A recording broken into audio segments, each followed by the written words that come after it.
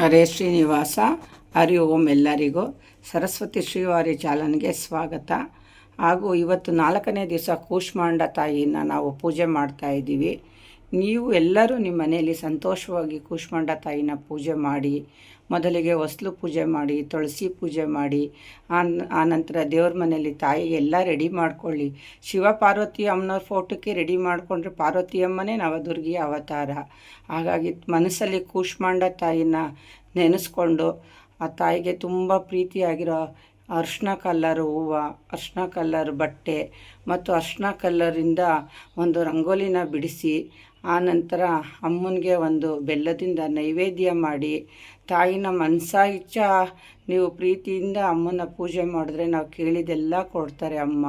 ಕೂಷ್ಮಾಂಡ ಅಂದರೆ ಅಂಡ ಅಂದರೆ ಮೊಟ್ಟೆ, ತನ್ನ ಹೊಟ್ಟೆ ಒಳಗಡೆ ಹೆಂಗೆ ಮೊಟ್ಟೆನ ಒಂದು ಗರ್ಭದಲ್ಲಿ ಮಕ್ಕಳನ್ನ ರಕ್ಷಣೆ ಕೊಡ್ತಾರೋ ತಾಯಿ, ಅದೇ ಥರನೇ ಅಮ್ಮ ಇಡೀ ಪ್ರಪಂಚದಲ್ಲಿರೋ ನಾವೆಲ್ಲರೂ ಮಕ್ಕಳೇ ತಾಯಿಗೆ.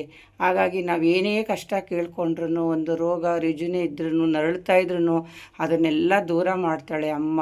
ಮುಖ್ಯವಾಗಿ ಸಣ್ಣ ಪುಟ್ಟ ಕಾಯಿಲೆ ಇರೋರು ಅಮ್ಮನಂತೂ ಜಾಸ್ತಿ ಆರಾಧನೆ ಮಾಡಿ, ತುಂಬ ಒಳ್ಳೆಯದಾಗುತ್ತೆ. ಕೂಷ್ಮಾಂಡ ತಾಯಿ ಯಾರು ಮನೋರೋಗದಿಂದ ನರಳ್ತಾ ಇರುತ್ತೆ, ಎಲ್ಲ ಇದ್ದರೂ ಕೆಲವರು ನರಳ್ತಾ ಇರ್ತಾರೆ, ಅವರಿಗೆ ನೆಮ್ಮದಿ ಶಾಂತಿನೇ ಇರಲ್ಲ.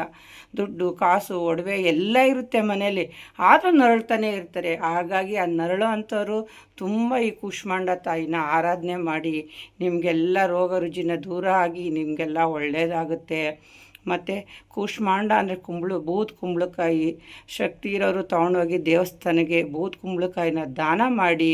ಯಾಕೆ ಅಂದರೆ ನಾವೊಂದು ಸಣ್ಣ ಪುಟ್ಟ ದಾನ ಮಾಡೋದ್ರಲ್ಲಿ ತುಂಬ ಸುಖ ಶಾಂತಿ ನಮಗೆ ಸಿಕ್ಕುತ್ತೆ. ಮತ್ತು ಏನು ನಾವು ಚಿನ್ನನೇ ತೊಗೊಳಕ್ಕಾಗೋದಿಲ್ಲ, ಮತ್ತು ಅಡ ಇಕ್ಕಿರೋ ಚಿನ್ನನೇ ನಾವು ಬಿಡ್ಸೋಕ್ಕಾಗೋದಿಲ್ಲ ಅಂತ ತುಂಬ ದಿವಸದಿಂದ ನಾವೇನು ಕೊರಗ್ತಾ ಇರ್ತೀವಲ್ಲ, ಆ ಕೊರಗನ್ನು ನಿವಾರಣೆ ಮಾಡೋಳು ಅಮ್ಮ. ಅದನ್ನು ಚಿನ್ನನ ಬಿಡಿಸ್ಕೊಡೋಕ್ಕೆ ಅಮ್ಮ ವ್ಯವಸ್ಥೆ ಮಾಡ್ತಾಳೆ.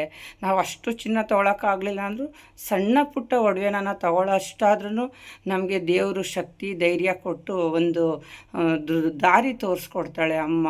ಹಾಗಾಗಿ ಇವತ್ತು ನಾವು ಎಲ್ಲೋ ಕಲರ್ ಬಟ್ಟೆ ನಾವು ಹಾಕ್ಕೊಂಡು ಅಮ್ಮನಿಗೂ ನಮ್ಮ ಯಥಾಶಕ್ತಿ ಎಲ್ಲ ಕಲರ್ದೊಂದು ಬಟ್ಟೆ ಇಟ್ಟು ಅವ್ರಿಗೊಂದು ಎಲ್ಲೋ ಕಲರಿಂದ ಹೂವನ್ನು ಇಟ್ಟು ಪೂಜೆ ಮಾಡಿ, ಮನಸ ಇಚ್ಛ ನೀವು ಪೂಜೆ ಮಾಡಿ. ಅಮ್ಮ ಇಡೀ ಜಗತ್ತಿಗೆ ಹೆಂಗೆ ಸೂರ್ಯ ದೇವ ಬೆಳಗ್ಗೆ ಎದ್ದು ಬೆಳಕು ಕೊಟ್ಟು ಸರ್ವರನ್ನು ರಕ್ಷಿಸ್ತಾನೋ, ಹಾಗೆ ಅಮ್ಮನೂ ಅಷ್ಟೇ. ಬೆಳಗ್ಗೆ ಎದ್ದು ನಾವು ಏನು ಕೂಷ್ಮಾಂಡ ತಾಯಿನ ಆರಾಧನೆ ಮಾಡ್ತೀವೋ, ಇಡೀ ನಮ್ಮ ಜಗತ್ತಿಗೆ ತಾಯಿ ಸಣ್ಣ ಪುಟ್ಟ ರೋಗ ರುಜಿನ ಎಲ್ಲ ದೂರ ಮಾಡಿ ಅವ್ರ ಮನಸ್ಸಿಗೆ ನೆಮ್ಮದಿ ಶಾಂತಿ ಕೊಡ್ತಾಳೆ. ನೀವು ಅಮ್ಮನ ಕೂಷ್ಮಾಂಡ ತಾಯಿನ ಮಂತ್ರ ಹೇಳ್ಕೊಂಡು ಲಲಿತಾ ಸಹಸ್ರನಾಮ ಹೇಳಿ, ಮತ್ತು ಲಕ್ಷ್ಮೀ ಅಷ್ಟೋತ್ತರ ಹೇಳಿ ಕುಂಕುಮಾರ್ಚನೆ ಮಾಡಿ, ತಾಯಿನ ಮನಸ ಇಚ್ಛಾ ಪ್ರೀತಿಯಿಂದ ನೀವು ಪೂಜೆ ಮಾಡಿ, ತಾಯಿ ನಿಮ್ಗೆ ಒಲಿತಾಳೆ. ಹರಿ ಓಂ. ಹರಿ ಓಂ. ಹರೇ ಶ್ರೀನಿವಾಸ.